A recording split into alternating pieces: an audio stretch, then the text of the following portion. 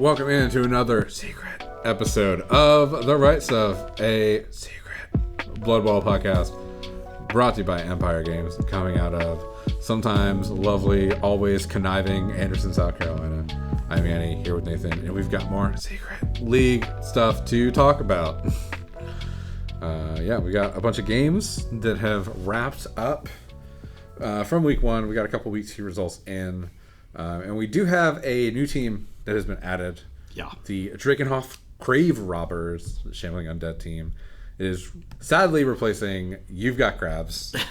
I was tempted to take up the crab mantle myself. But yeah, I think Wayne was wishing he had taken up the crab mantle. yeah. After this week, though, and the game I'm about to talk about, I'm not as sad about it. Yeah. But yeah, we got a good amount of games to talk about, so we'll just jump right into it. So first game up I've got is the Peeled Nuts and the Jolliest Rotters. So this is, I guess, Jurgen doing a little warming up for that championship game that we just talked about on the penultimate season 9 episode. That was a 2-0 win for Jurgen. He's playing the Hobgoblin Slaver team, so you get the sneaky gets, and those things are very good. They're pretty good. For 80k, it's basically like what the Goblin Stabbo wishes it was on the Chaos Dwarf list, right? Yeah. The fact that you start with sneaky get is insane. Yeah. And for me, this looked like this is like, we have the gym games. This was like peak Jurgen game, where it's like score on turn 8, score on turn 16. Yeah. Just dictate the pace of the entire game. I mean, I'm looking at 1, 2, 3, 4, 5, 6, 7, 8, 9 fouls. Yeah. It's the occasionally the honorable player is tempted to spit on his hands and hoist the black flag and begin slitting throats. This is Jurgen playing a fouling team, right? Like, you're gonna get fouled. Yeah, I mean, this is like a kind of I would say, better version of his Black Orc team that he played a few seasons back and made the playoffs with. So he was not afraid to foul with that team. This one starts with sneaky gets, so you're even less afraid. This is like better Black Orcs, right? Yeah. That's the thing about this Hobgoblin team, in my opinion, what if you were Black Orcs, but you actually had competent players instead of the goblins, right? Yeah. So. Yep. Up next we had Lupus Lamnin and the Atlantean As Kickers. So this game we were very interested in. We're going to have the entire season, we're going to have a Werewatch for this. The werewolf count in this game was 2. Yeah, it's a little disappointing, but I mean, I think that's like on the low end of the bell curve. Yeah. I mean, you got 11 players? He had 14. 14 players. Yeah. Okay. That's pretty bad then, right? I think you have... Yeah, you'd expect a third at least. Yeah, I'm sure there's probably like an Excel spreadsheet you could make that'll show you what your expected number of vampires are based off... werewolves are based off of the number of players that you took to the pitch, right? Yeah. So... Yeah. So with 2 werewolves, you're running this game with 2 werewolves, 12 human linemen without skills. And Austin's team start with skills. Yeah. That seemed to be 10 armor that you only have 2 claws to worry about. Yes. So. Also, Claw Watch is another thing we're going to have to do this season. How many times Austin has to play against claws. Spoiler alert. The number is 2. Might surprise you. So this one, just looking at it, I was like, Austin seemed to just have control of the game. He's at the point, as a player, he's at the point where he can, take advantage of his player mismatch. Austin probably does pretty well in games where he's got 11 players to activate, right? I think part of the struggle last season is that he was just hopelessly outnumbered in all of his games, and he was he's used to using players with no skills on him.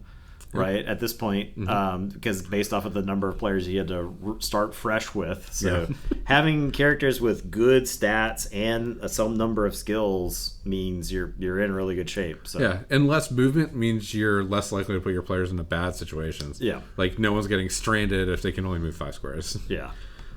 Next, we got Fear the Gear and the Well Road Warriors. This one seemed to be like pitch clearing. It's 2-0 win for the Dwarf Engineer team. Yeah, and the game was called early too, right? Yeah. So there just wasn't anybody on the pitch.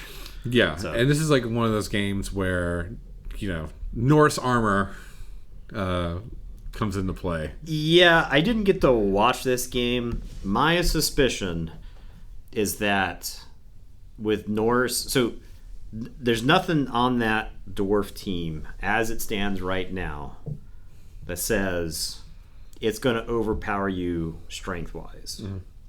And so I suspect Skoda got himself into trouble positioning-wise.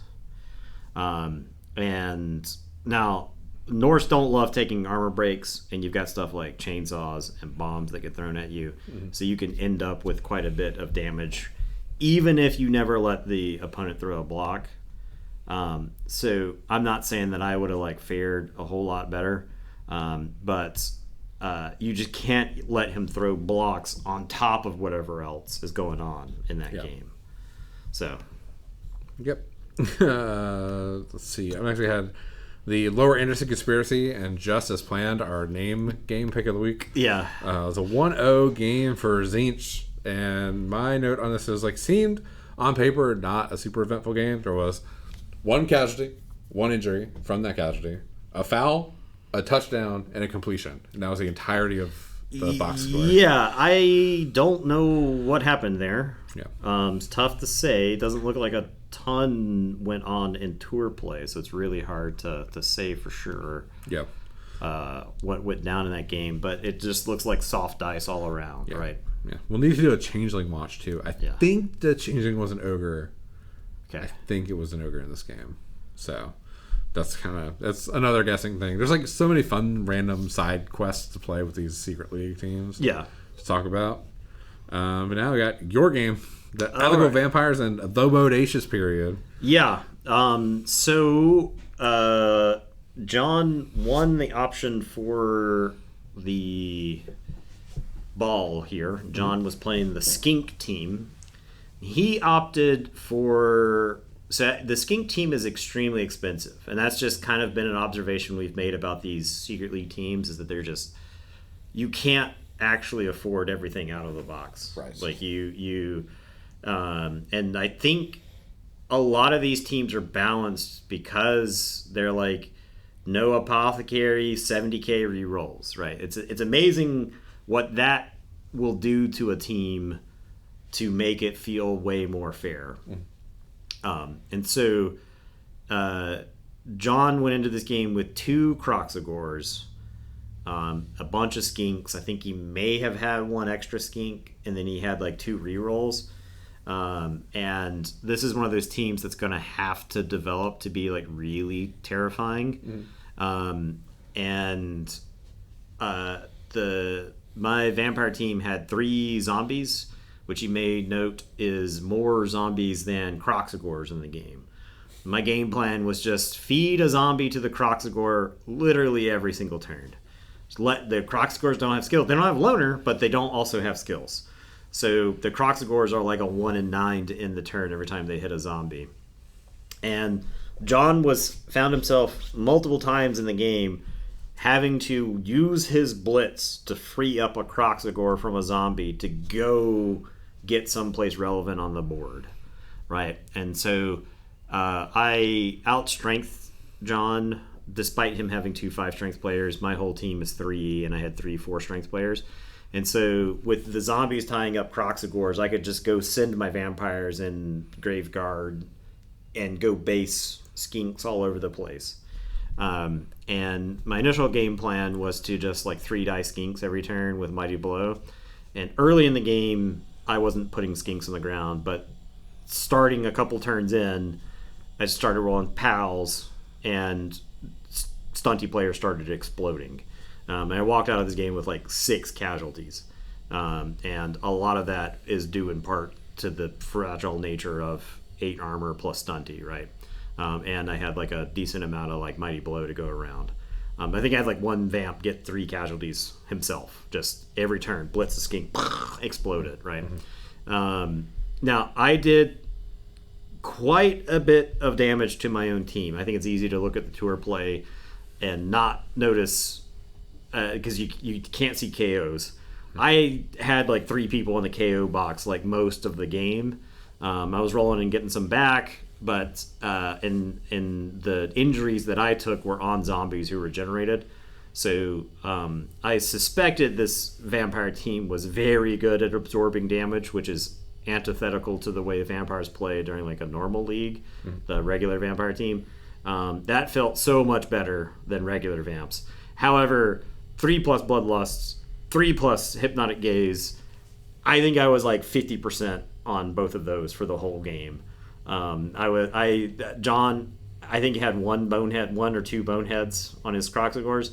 I had like 9 bloodlusts, and most of those bloodlusts, a good chunk of those were like KO a thrall to in exchange to do the thing I needed to do.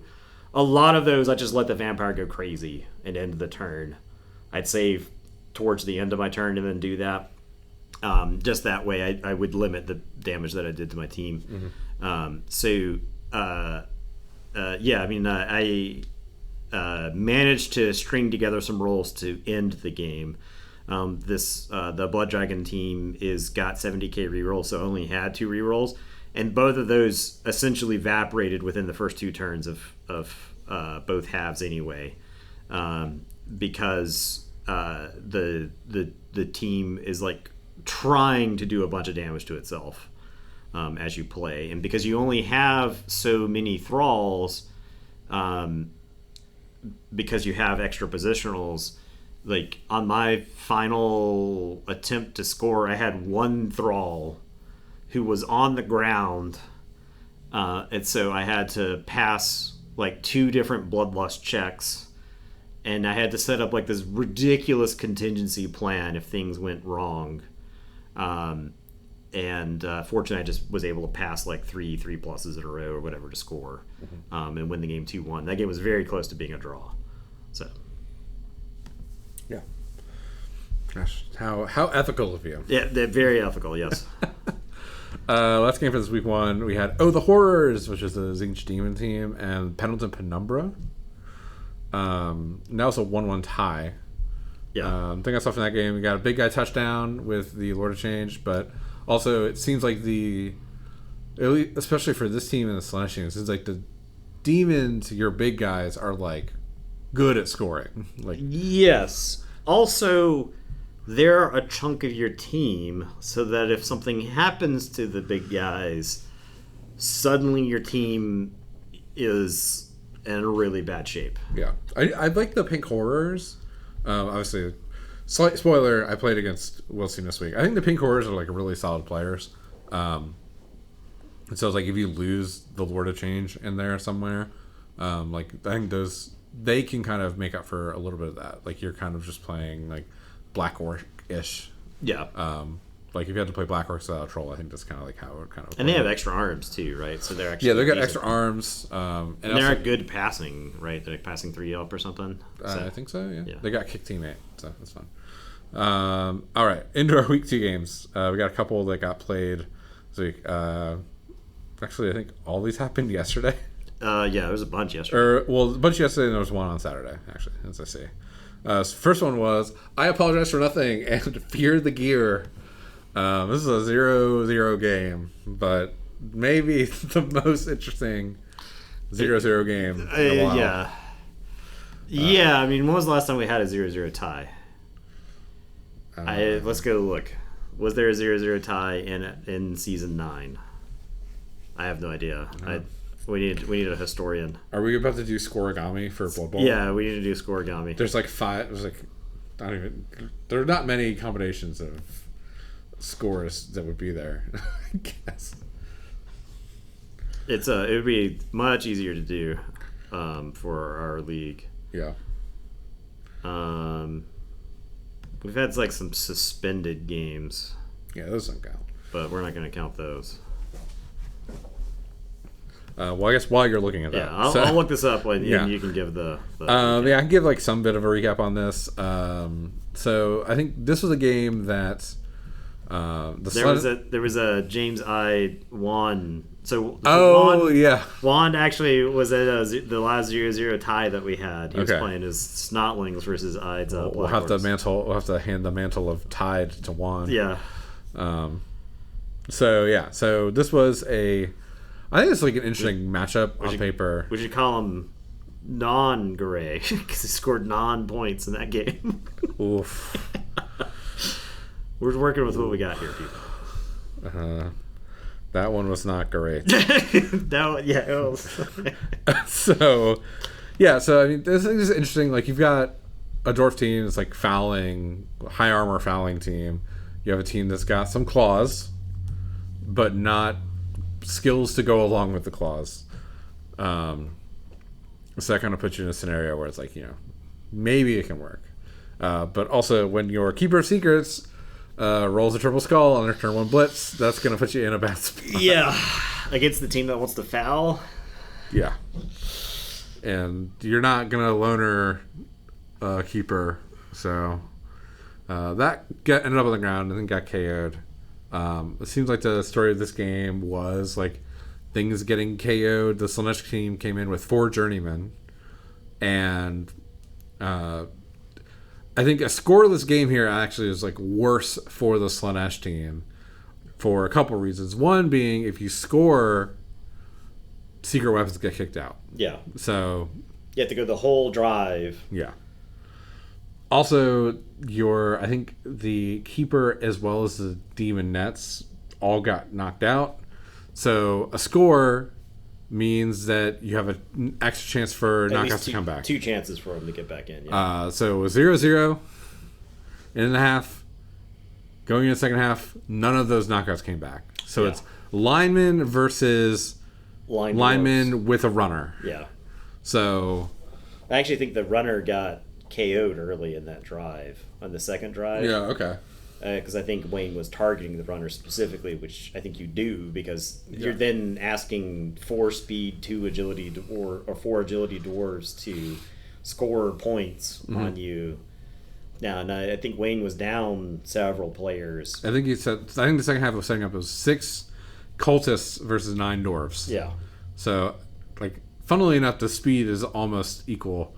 Like, still average speed of your team spread out. But, like, I think it just came down to, like, Slaanesh team got a couple casualties in the second half, and then those are probably lucky, right? Yeah. Because you're having to roll a 10 followed by a 9 or better to remove, whereas the dwarves have to roll a 9 followed by an 8 or better. So, like, you getting the casualties there, pretty lucky. I mean, I would take them in that situation. Yeah. And apparently there was like a last-minute heroics by a journeyman. So no re-rolls or anything. The journeyman manages to like make a dodge and some go for it's to 1-die the ball carrier, the only person who could score. Knock the ball out of the hands of that dwarf to keep the game a 0-0. Oh, so I think that journeyman also apparently got a casualty in the game. So I think at that point you've earned your way onto the squad. Yeah, so that's like the Disney football movie in the making there. That the player is gonna score the winning touchdown for you at some point, right? Like roll credits. Yeah. So yeah, 0-0 draw. Maybe like I think when you go into the second half with 6 players, you have to feel good at being able to have a defense there. Yeah. So yeah. And I think like these teams, I think the Slaanesh team is able to like come out of that a little bit better, like. Well, they got a team again. Yeah, they didn't take any injuries, so that like you'll actually have your full roster for the next game. Yep. And if you hire the journeyman, you've even got an extra player, like you've got a buffer. So, yep.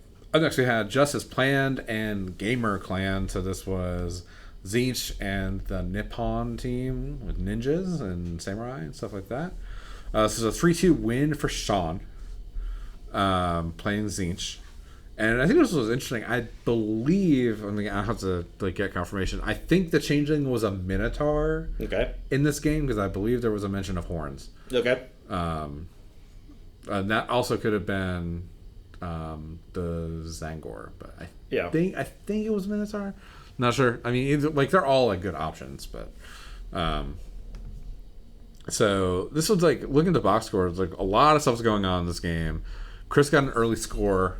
Sean answered with 2 scores in a row. He scored at the end of the first half and then partway through the second. Chris gets the ball back, scores on turn 15, and then Sean gets a 1 turn to go up and kind of seal the game at that point. So, a lot going on in the middle of this one. Yeah, I mean, both people are participating, right? Yeah, that doesn't always happen in a Blood Bowl game. Yeah, I mean, a 3-2 score. There's a lot of Blood Bowl that's happening. Yeah, there, that means people are succeeding more rolls than they're failing typically, and scoring fast is usually an indicator that there was some amount of pressure on you too. Now it's possible that since it's the secret league, and you may not really care, you might just score anyway because you want the SPP. Yeah, right. You want more chances at SPP. So. Whereas a regular league, if your team's got a little bit of development, you might stall out. But here, I think a little bit of SPP goes a long way. It's got cascading effects. Yeah. So, it's very possible you just want to score just to try to get more chances. Yep. Next was my game. So the Rat Bashers and the Horrors. This was a 3-0 win for me, and it was definitely a dicing from the start. Will was down one of the pink horrors, so he only went in with 2 because he hired 3 at the start of the season, and 1 had to miss the game from week 1. So he had 2 of those, and I was like, these players are going to be very annoying to have to deal with because strength 4, I'm looking at having to get assists for ball and chain to roll 3 die, and I don't really like doing the 2 die with ball and chain if I can avoid it. So I'm I'm low on rerolls. I want to take as many 3 die blocks as possible. So I'm just gonna set up for this. And I end up receiving. I'm able to get a string of pretty decent hits. The ball and chain kind of go where they need to go, and the ball is not 100% secure. It's picked up but not in a fully secure location. And Will on his turn goes to blitz with the Lord of Change, rolls a 1, goes to use Pro because it comes with Pro, rolled a 1 on that. So that's just that kind of set the tone for the game. On turn 2, he went and I think got a block on the ball carrier. It was both down, so we both fell down, and his player got injured. Mine did not get removed from the pitch. Also, I love the gifted casualties where your opponent's just here's some SPP. Yeah, and then turn 2 through 5, a blue horror got removed, injured each turn in there. Not all of those were casualties. Some of them were I think there might have been a failed dodge or something like that, or I think one of them was I'm pushed by the ball and chain on the ground because that's not a casualty, it's just low on armor. So I end up scoring on turn 7, and Will had 4 players on the pitch at that point. He gets 1 of the blue horrors back from knockout, so his knockout box is blue horror, pink horror. He sets up with the other pink horror, the Lord Change, 3 blue horrors. And so he kind of stacks one side of the line. I'd put the journeyman on the line, but he goes stacks on the opposite side. And then I kick off, and it goes kind of shallow, and I roll blitz. So the journeyman gets under the ball, doesn't catch it. He has to blitz with the Lord of Change on the line to get free to kind of go around to get to the journeyman to keep him from just picking up the ball and scoring. And then on my turn 8, I make a dodge with the journeyman, fail it, I have 1 reroll left, so I roll the loner, get the dodge, go pick up the ball and score. So it's which does give him another chance of getting like the stuff back from knockout. So going into the second half though, like I think there's like another casualty on turn 8 too. So like I picked up 5 casualties this game. There were 7 injuries. Yeah. And the second half, Will goes for like an early 1 turn, and he actually sets up. I was like kind of cagey with my positioning because I'm like realistically, like if he wants to go for the 1 turn, I'm kind of like okay with it. So I don't set up the full disturbing presence aura around everything. But he goes for 1 turn and gets a successful kick, and then the player rolls a 1 to land and like gets taken off the pitch. So then I'm like able to go pick up the ball and just like run down the sideline. He doesn't have enough players to like stop anything. So I score to go up 3-0, and I have a shot at 4-0 because there's both the pink horrors in the back, and I get 2 dice with a reroll. So like 2 dice is like push skull, and I like reroll it and it's like another push skull, so I don't get to knock it down. But yeah, it was like a wild game, and it was like could not have asked for much more from a game. I'm not going to attempt to ask for more because that's like how you get divine retribution. Oh yeah. But I got like a big stack of SPP. I got exactly enough money to pick up my 3rd reroll and hire the journeyman that got the touchdown, who ran it into wrestle. And then I got a couple pieces of block. So my Plague Priest has block now, which I think that is now officially a competent player. Yeah. Because that was kind of what I said last week. Like 110k for Disturbing Presence, Foul Appearance, Frenzy, Stand Firm. Not great. But throw in block at 130, and I think that's like an excellent crazy player. Yeah. So very happy with that. And yeah, I'm excited to see. Hopefully, I only got 1 casualty on the ball and chain, so I'm hoping next game to finally be able to do some damage to those things. They just are they're magnetic, I think. They end up attracted to each other, which you can still move them in a way to where they will not hit each other. Yeah, okay. But it is kind of... it's the 3-body problem. Yeah, they do. They just end up, like, one of them will like, okay, I'm going to go, like, straight, and then the other one's like, roll, like 3 go next to you. I'm like, okay, well, fine. But I like them as players. I think it's definitely an interesting thing where it's like you have nothing else to do. It's like I'm gonna ball and chain, see where they end up, and then I'll navigate the rest of my turn through here. So, just get you start rolling dice early. All right, our last game we got is the Lower Anakin Conspiracy. Lizardman again playing Desquig Go Chomp. And Desquig went chomp. Oh yeah, those squigs chomped. It was a 2-0 win for Warren. I have Squig Massacre written down / extinction level event take 2. Yeah, it's a bad week for lizards of various types, including your game. So. Yeah, I empathize with all these lizard players. I'm hoping the next version of the game is a little bit more gentle to lizard men. I mean, how many new players have played lizard men and have had games that look exactly like this, where Sauruses take multiple stat downs and their team is completely trashed for the follow-up game, right? Like, I don't know. It's tough to play a team like this if you just keep getting blasted to pieces.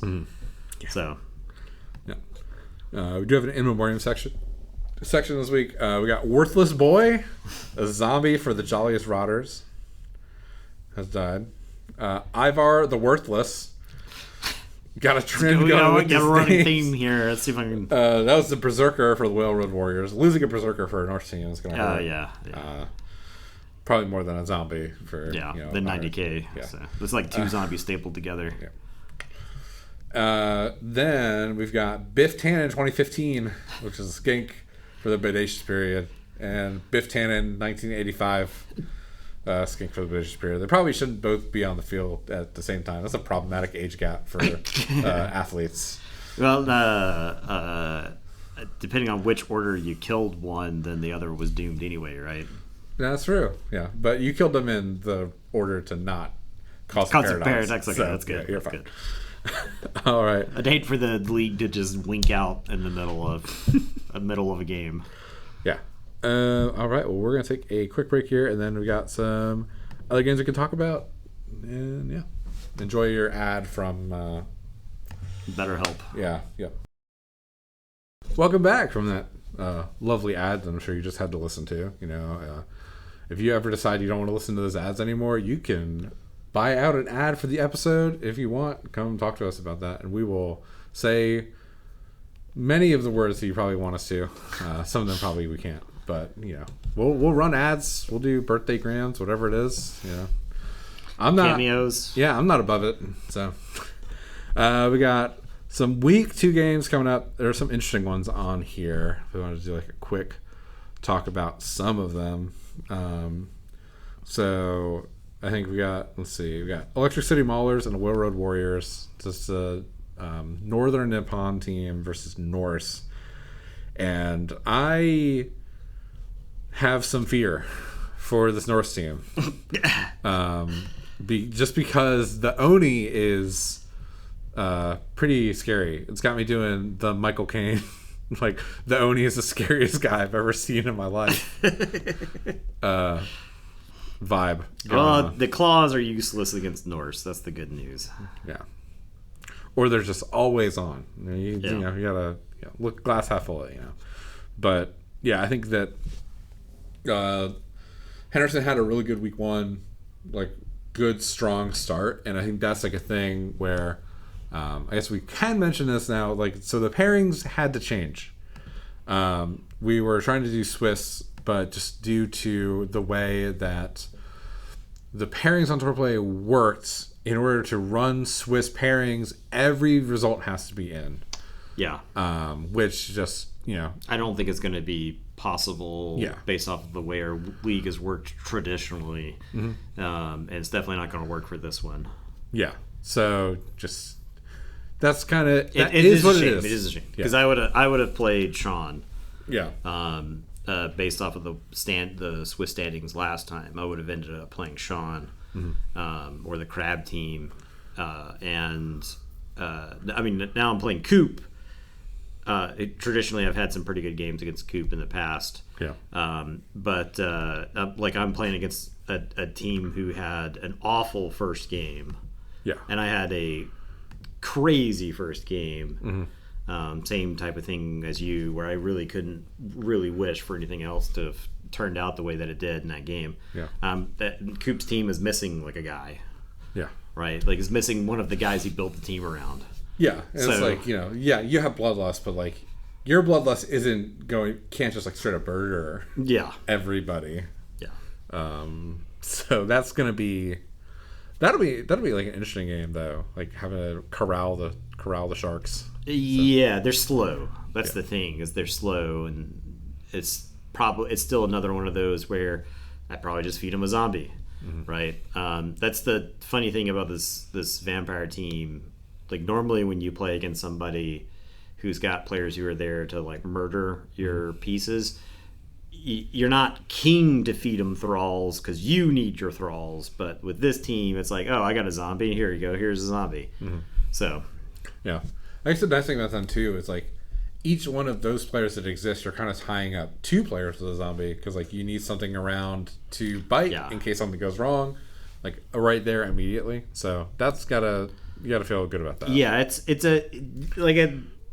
one of those. I think you look at these teams on paper and you're like, these are the craziest teams ever created. Mm-hmm. You play these teams. These teams are rolling a lot of dice. Yes, they're having to roll a whole lot of dice, and if we've learned anything about Blood Bowl, you roll enough dice, you're gonna fail stuff. Mm-hmm. And then these teams, when they start failing things, they're usually just falling apart. Yeah. Things are just falling to pieces all over the place. Yeah. I think the thing I was thinking about this morning was like, the Secret League, I think the teams are very cool, and I really do enjoy it. I think and flavorful.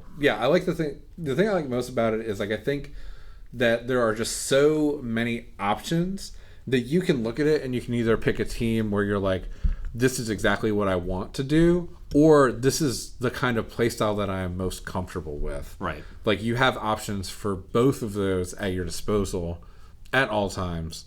But I think you can get kind of lured in by being like, yeah, this team is busted, but not really seeing the balancing effects taking place. I know you were talking about this earlier with like skill brain.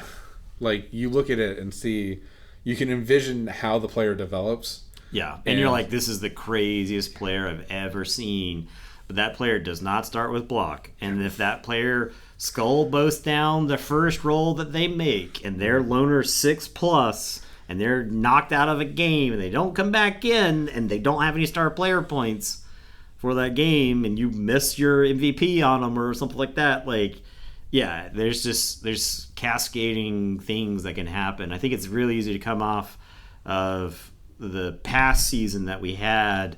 You get to the end of the season, you've got 200 SPP on your team. You're used to your players doing exactly what you ask them to do. Mm-hmm. And then you come into this season, fresh start, no skills. Yeah, you've got claws. Yeah, you got hypno gaze.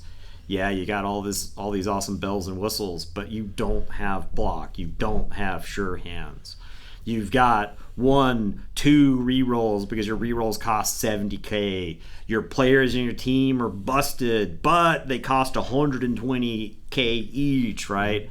You're having to make decisions. You come into that game with 11 players. You don't have an apothecary. Your opponent spikes an early removal, right? Like, the cascade failure for these teams is so much worse than like a regular team, than like, say, regular humans with 60k rerolls, and you've got like a 13-player roster, right? Like, you lose a human lineman, who cares, right?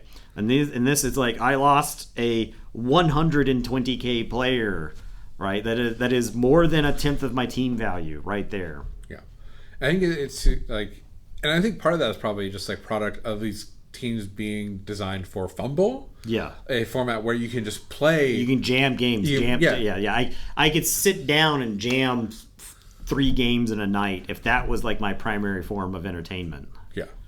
So that, I think that's like, like, you're not as worried. Like, you're like, like a player misses a game, like, I'll get it back like later tonight. I don't have to think about it and like ruminate on it for a week. Right. So it's like, yeah, I think that's like the thing I've noticed, and that's one of the things I've really liked is like, the teams are not generically good.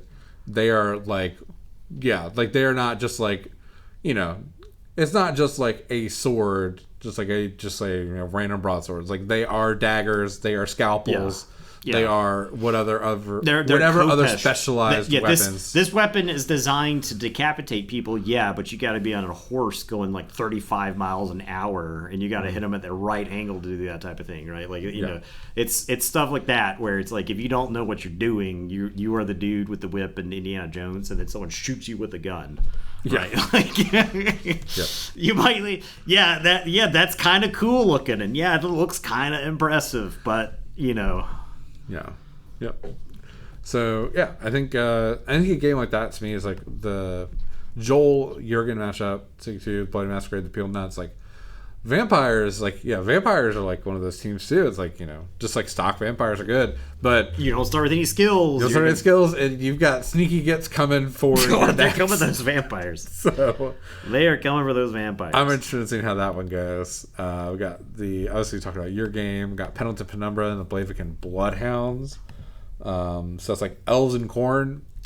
So don't love corn into elves when corn doesn't have like a ton of skills.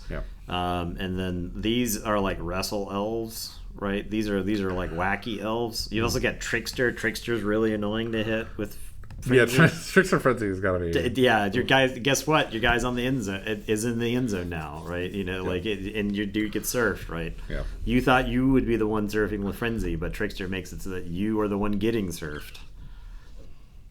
Yep. We got All on Red and Lupus Lapin. I think that game, like, this is not like, werewolf team, very cool on paper. But we'll have to see what werewolf count is for this one. Because that could, obviously, if you could coordinate a way to just knock down, in one of those armored rat ogres with claws. Like, that'll be really good, but you've got no block to go with it. Yeah, Frenzy is really good against stunty players. Yeah. Right. Like the thing. When I was playing Corn, that was the thing. Is I would get like a 3-die hit into a stunty player, and I'd whiff the first one, and then the second hit would be what would take down the stunty player. And you put enough stunty players on the ground, you'll peel them.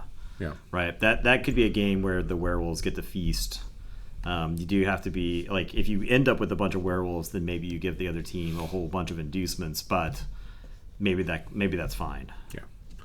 Then we got my pick of the week is the 27 Club and Atlantean Ass Kickers, and once again we get a claws matchup for Austin. Yeah. So yeah, the Claw Elves versus the Armor 10 Elves in a battle in which there could be no winner. Yeah. Who will win? It's gonna be that one's gonna be fun. I think the Iden Austin games are always like pretty interesting. Yeah. And they're like mortal enemies now. Right. Constantly facing each other. We got the Jolliest Rotters and Boofa. This is a bounce back match for either of them, right? Yeah. Both are spoiling for a win after the first week. Yeah, I think one of them is probably their team is slightly more assembled though. I think like I talked a little bit to Fred over the weekend. It's like, yeah, it's just like, this is kind of like the fun. Like, he's like in shenanigans mode, which I think losing one of your players on your first activation, permanently losing that player has got like that'll just kind of that sets the tone. You check out. For the season. You're just like, okay, well, I'm not going to take this seriously. Let's see what I can do. Yeah. We got Shield Wall and Serial Killers. That one, Frenzy. You got Frenzy Orcs versus 4 Flesh Golems. Like, we just get the wildest matchup. It's so funny how these pair up, man. Yeah. Like, the literal unstoppable force and movable object matchup. Yeah. 14 unstoppable objects versus 14 immovable forces. Yeah. And then our last matchup, we got the Bodacious Period and the Drakenhoff Grave Robbers. I think that could be interesting because we got Undead and the Skinks. So yeah, I mean, the Undead aren't starting with any skills yet. So also looking at tour play, they don't actually have a roster right now. So they'll get a chance to put some stuff in there. But like your whites are what you're relying on there. Yeah. I actually think John. I guess John won't get any inducements in this game because he's playing against a fresh mill team, and you're gonna have journeyman skinks to replace the biffs. Yeah. So I don't know. I mean, I think the thing is if John's ever in a position where he can take dribble and drool with his skink team, you're in great shape. Yeah, that's gonna be good. You're in great shape. Yeah. So only imagining. But yeah, that's I think that's it for the secret league. That's it for the games. We had a lot of games that got played. I think that's going to be a thing. Like for people who are listening, the schedule for this is going out on Fridays. So one of the advantages, you can scramble and schedule one for that night, also through the weekend. Yeah. And then you've got a bunch of trailing games throughout the week. Yeah, so I think the difference, a little bit of difference for this season when we're talking about games is like for the other seasons we've done, usually those pairings go out on either Sunday night or Monday. So we'd have most of the games to talk about as far as previewing. This one was going to be a lot more recap heavy because like by the time that we get here, like half the week's already been played. So there'll be less games to preview, but that probably gives more time to do some deep dive in. Yeah. It's cool. But, appreciate y'all listening. Still no word on the new edition yet. Yeah. So still at least a month away. At this point, I'm thinking maybe even Thanksgiving, Black Friday. Maybe? I believe 2020, the 2020 edition came out. It was like a Black Friday release. So, yeah, I think we've got more time. Probably another 6. I would say probably at least 6 weeks more to play, and now that I got my team running, I'm kind of wanting to play as many weeks as humanly possible. But yeah, if you're listening to this, appreciate y'all as always joining us for this very super secret season. We'll have to unlist these videos at the end, since just flavorful. Yeah. Not actually, we want the content, but if there is any sort of topic that you want us to dive into as far as a deep dive thing, we're always looking for inspiration. Especially, we want people who are listening to get to hear the things they want to listen to. So exactly. Feel free to shoot us a message. We're in the Discord, or just find us at the store and shake us down for that, I guess. But yeah, appreciate y'all listening, and we'll catch y'all next week for another Secret League episode. Goodbye.